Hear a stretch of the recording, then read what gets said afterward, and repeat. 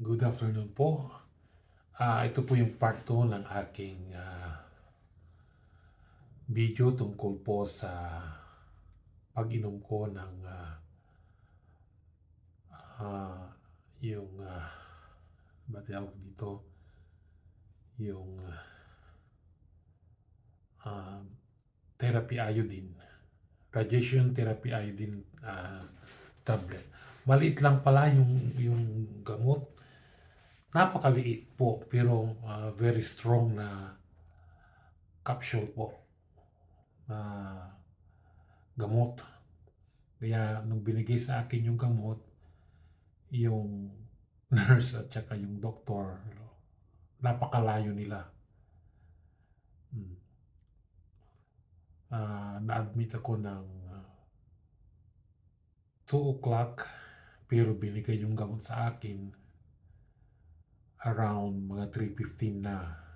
Okay naman, wala namang lasa. Tsaka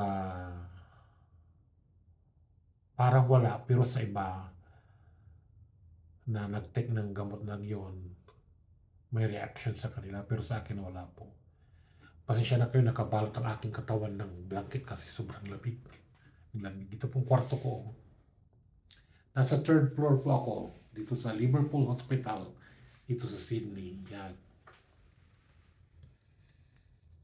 Yan po.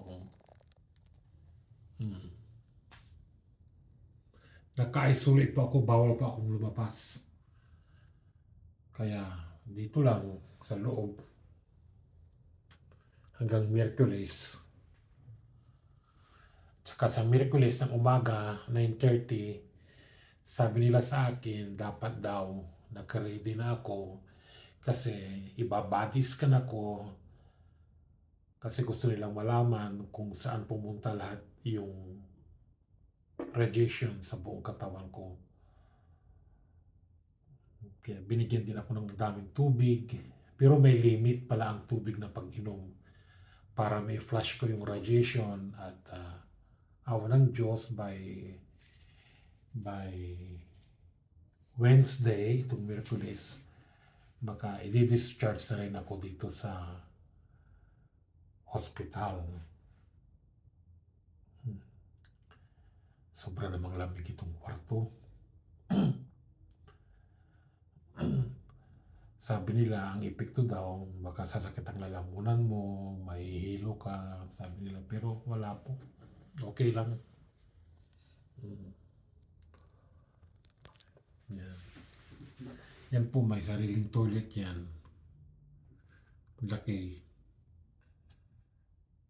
Tsaka, habang nagbo-mobile, naka-gloves ako kasi sabi nila, kung gagamit ka ng mobile mo, gumamit ka ng gloves para hindi maapektuhan yung mobile mo ng radiation, sabi nila. Hindi mag-contaminate ng radiation, sabi nila. Dala-dala ko na rin pati mga gamot ko. Ito.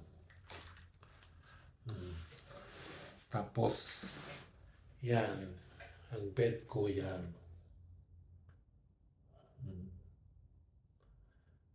Pati monitor ng BP. Dito po sa yan.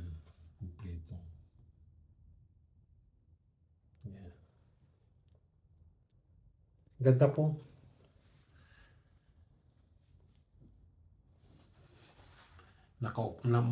Mas gusto ko pa upo po kaysa nakahiga sa bed.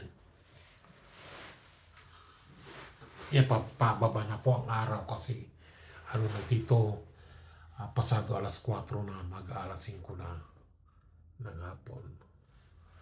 Yan po ang view sa labas. Kaya lang may blinds. Hindi po nyo makita. Yan. Okay po, maraming salamat po sa panonood po ninyo ng aking video at please paki-like, share and subscribe na rin po sa aking munting channel. At maraming salamat po sa inyong lahat and God bless po sa inyong lahat. Bye po.